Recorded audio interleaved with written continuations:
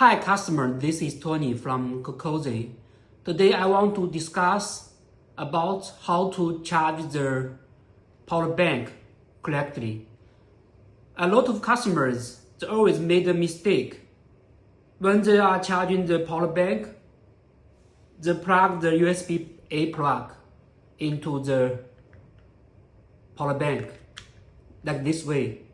But you must notice, doing this way, you will not charge the power bank successfully.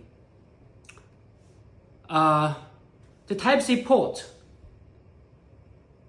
is for charging the power bank itself, and the USB-A port is for powering other devices like the heated vest or the cell phones.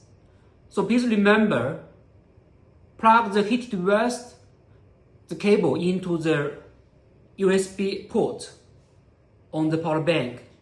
Do not plug the heated vest into the Type-C port. If the ports are connected incorrectly, then the vest will not heat or work properly. Okay?